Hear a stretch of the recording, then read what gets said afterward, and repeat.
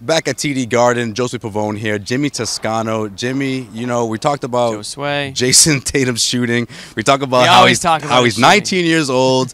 You know, he's got a great career ahead of him. But you know what? That was a familiar conversation that people talked about when Giannis Antetokounmpo first came to the league. Came in at 19.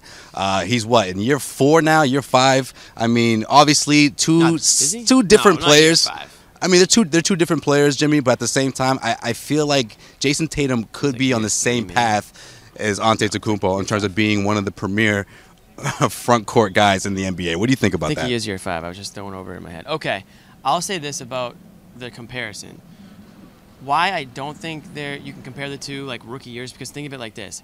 Danny Ainge traded up past Giannis to draft Kelly Olynyk in like, what was it, like the 10th or 12th pick or something like that? True, yes. So that goes to show you what everyone's like comfort level was with Giannis at that stage in his professional basketball career. Whereas he traded down knowing he could get Tatum at 3, right? Yeah, and that was the guy they wanted, you know, the whole time. Right. So I think the Celtics, or maybe I would say NBA general managers in general, have a lot more confidence in what Tatum could provide. You know, they had a lot more confidence of what he could do at the NBA level than what GMs did for Giannis. Obviously, everybody was wrong because Giannis is clearly an NBA superstar, but I think they go about their business, shall we say, in a different way. Whereas Giannis is going to get all his points, drive him to the hoop, you know, those low post moves, just using his pure athleticism and length to get to the basket. Whereas we already know that Tatum is just a straight up bad man scoring the ball from the outside, from all over the court. Well, that's exactly what I was going to say. I mean, that's the biggest difference, I feel like. I mean, between the two guys, Giannis wasn't necessarily a shooter when he first came into the league. We look at Jason Tatum right now. I mean, he's the best leading the NBA in three-point Leading the NBA in three-point shooting. Can do the same things that you just said about Giannis. He could go inside. He's athletic. He can finish strong, and he's only going to get better. He's a better shooter, we saw Giannis develop, and we're going to see the same thing out of Tatum. I just feel like these two could be sort of the faces of the Eastern Conference when we're looking 3 or 4 years down the road. I mean, this could be a potential, you know, Giannis versus Tatum. Yeah, absolutely. I think it's one of those matchups where you might circle in your calendar. Okay, the Bucks are coming to town. Obviously, you're going to circle because you want to see Giannis. But when those two guys, you know, it's funny. You know, tonight it was Kyrie and Giannis kind of going toe-to-toe. Obviously, Tatum had that hot start and kind of set the tone, but I think down the road, you're going to see these two young guys. They're going to have these intertwined careers because it's going to be Celtics, and you got to think the Bucks are going to remain. You got to hope, at least, that if you're the Bucks, that you're going to remain competitive for the foreseeable future with a guy like Giannis, you know, in the center of things. And you know, when those two players meet, it's going to be fun to watch. I do think that they score in different ways. I think that Tatum's more gifted all around offensively, and Giannis is going to thrive on his physicality and his athleticism. But the two players are going to be all-stars, you know, multiple all-stars, I would say, for years. Right, and Giannis already has one under his belt.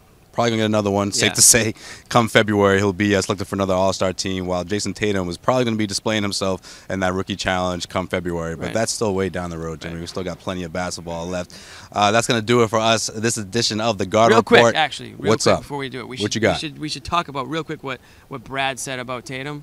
Oh, that's right. Actually, you asked this question, Jimmy. Well, I asked it, but it's not a big deal. Basically, I thought it was interesting just because Tatum's leading the NBA in three-point shooting, and he wasn't really a three-point shooter in the college. So I said, you know, ask it the exact same way you did. I don't remember how I said it, but I gave him a wink and a smile and I said, "Brad, let's be real. Like, Jimmy's real smooth on the mic too. Whenever you talk to Stevens, did you really have any idea that Tatum was going to be this good at the NBA level?" And he said when they brought him in for the pre-draft workout, he was hitting a lot of shots, and he said a lot, just like that, a lot of shots. Basically, he was hitting there. He was automatic from all over the court, and if he missed 1 or 2, he'd go right back at it, and he'd sink the next 5 or 10, whatever it may be. And that really obviously impressed them and stuck with them to the point where that was their guy that they wanted. Right. So they had an idea that Tatum could shoot all over the basket. I talked to Horford after the game, and he said what stood out to him before the season was that Tatum was hitting mid-range jumpers like crazy, just all over the 2-point range. And Brad Stevens was kind of like, you know, that's not really what we're looking to have you do. We kind of want you to push it up to the 3-point line. Right. And sure enough, look at him. I mean, he's made that adjustment so quickly where he's, you know, one of the best. And I'm not going to say he's going to last. I'm not saying he's going to end the season as the top 3-point shooter, but he should remain, you know, he should remain in that conversation, at least at this point it looks like it will. Right. Well, I feel like all three of them will say the same thing in the fact that he does it effortlessly, or at least he makes it look effortless. Yeah, that's what you know, and that just shows you the pure signs of a natural shooter, someone who's not forcing it, someone who's not going to get down if he misses a couple of shots. He's ready to take the next one. Yes. And now we're all seeing exactly what they saw before they were drafted. Short memory, that's right, and that's why they said no to Fultz and wanted Jason Tatum as their rookie, first-round rookie. Siberia somewhere right now. All right. All right, with that, we're going to wrap things up here at TD Garden. I'm Josue Pavon. He is Jimmy Toscano. This has been The Garden Report. Until next time, guys, we'll see you.